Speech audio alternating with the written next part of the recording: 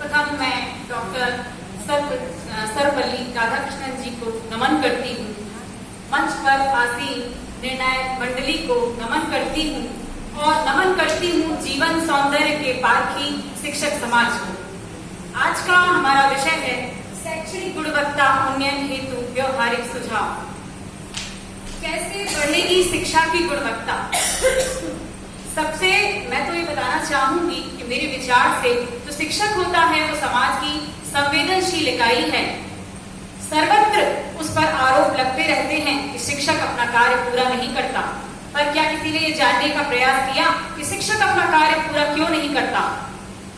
गैर शैक्षणिक कार्यों से इस्तेमाल करता हुआ प्रशासन कार्यालयीन कार्यों से बढ़ता उसका थकाव उसे अपने शैक्षिक उद्देश्य से दूर कर देता है, उसके शैक्षिक कार्यक्रम से ध्वस्त कर देता है। इस कारण शिक्षा की गुणवत्ता में व्यवधान उत्पन्न होता है। सुधार के लिए हमें क्या करना चाहिए? हमें अपनी परंपरागत राय को बदलना होगा।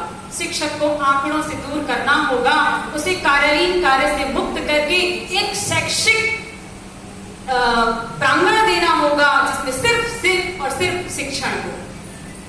पाठ्यक्रम और पाठ्य पुस्तकें, मेरा मानना है कि पाठ्यक्रम और पाठ्य पुस्तकें एक बहुत अहम रोल अदा करती हैं पूर्ण शिक्षण में। हमारे पाठ्यक्रम में और हमारी पाठ्य पुस्तकों में शिक्षा नई शिक्षा नीति के आधार पर न्यूनतम अधिगम स्तर को आधार मानकर पाठ्यक्रम में और पाठ्य पुस्तकों में कुछ बदलाव किए गए हैं। इन बदलावों में जो कि बच्चों के लिए कठिनाई का एक संभव प्रयास हो चुका है, आजकल आप देखेंगे कि बच्चों पर उसके परिवार का, उसके सामाजिक परिवेश का बहुत अधिक व्यवहारिकता में प्रभाव पड़ता है। मेरा मानना है कि पाठ्यक्रम में और पाठ्य पुस्तकों में उसके परिवार का, उसके सामाजिक परिवेश का और क्षेत्रीयता का समावेश होना नितांत आवश्यक है। इसी के साथ सबसे अहम मुद्दा होता है शिक्षक और छात्र अनुपात का। विद्यालयों में एक शिक्षक को उसकी कुशलता को केवल उसकी डिग्री के आधार पर तोला जाता है। मैं ऐसा मानती हूँ कि हर विद्यालय में जो भी शिक्षक परीक्षा पास करके आए हैं, नियुक्त होकर आए हैं, वो संभवतः सभी शिक्षक कुशल होते हैं अपने विषय वस्तु पर। लेकिन मेरा ऐसा मानना है कि आदर्श शिक्षक समान स्तर के 20 बच्चों को पढ़ा सकता है, परंतु हमारी शैक्षिक व्यवस्था नई शिक्षा नीति 40 छात्रों पर एक शिक्षक को तय करती है और संभवतः बहुत अधिक स्कूलों में शिक्षक को 70 से 80 विद्यार्थियों को एक साथ कक्षा में पढ़ाना पड़ता है, जो कि संभव नहीं है कि हर एक बच्चे पर शिक्षक ध्यान दे सके। इस कारण से शिक्षा में व्यवधान उत्पन्न होता है, उसकी गुणवत्ता सबसे अधिक बहुत अधिक प्रभावित होती है। शिक्षक और छात्र का अनुपात निश्चित तौर पर समान स्तर के बच्चों के साथ भी 20 से अधिकतम नहीं होना चाहिए।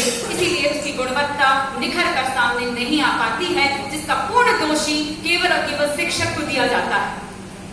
मेरा अगला पॉइंट है शिक्षा का उद्देश्य। हमारे समाज में और हमारे पूरे व्यवहार में शिक्षा का मात्र एक उद्देश्य रह गया, रोजगार पाना या फिर परीक्षा को पास करना।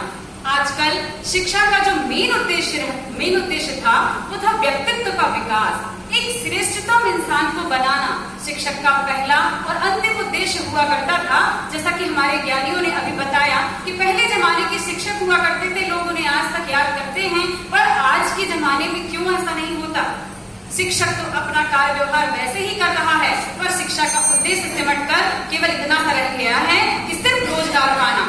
इसलिए श्रम की कमी होती जा रही है। आजकल पढ़ने लिखने वाले युवा और बिना पढ़े लिखे युवा में कोई अंतर नहीं रह गया, उनके आचरण में कोई अंतर नहीं रह गया। छोटी छोटी बच्चियों के साथ होता रहे, यह हमारी शिक्षा पद्धति में सबसे बड़ा दाग है।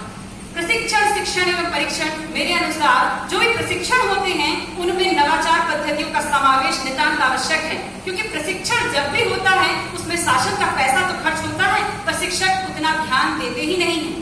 और शिक्षक इंटरेस्ट न ले इसका कोई मतलब ही नहीं निकलता ऐसे प्रशिक्षण का। तो हमारे यहाँ प्रशिक्षण का उद्देश्य सही तब होगा जब उसको कुशल व्यक्तित्व वाले श्रेष्ठतम प्रशिक्षकों को सौंपा जाए, नवाचार पद्धतियों का समावेश हो, शिक्षक का मनोबल बढ़ाया जाए। शिक्षक का मनोबल प्रशिक्षण संस्थान में भी बढ़ाया जाना चाहिए चाहिए और हमारे विकसित और विकासशील देशों में शिक्षक को, प्राथमिक शिक्षक को उनकी कुशल व्यवहार के कारण सर्वश्रेष्ठ माना जाता है। थैंक यू, धन्यवाद, जय हिंद।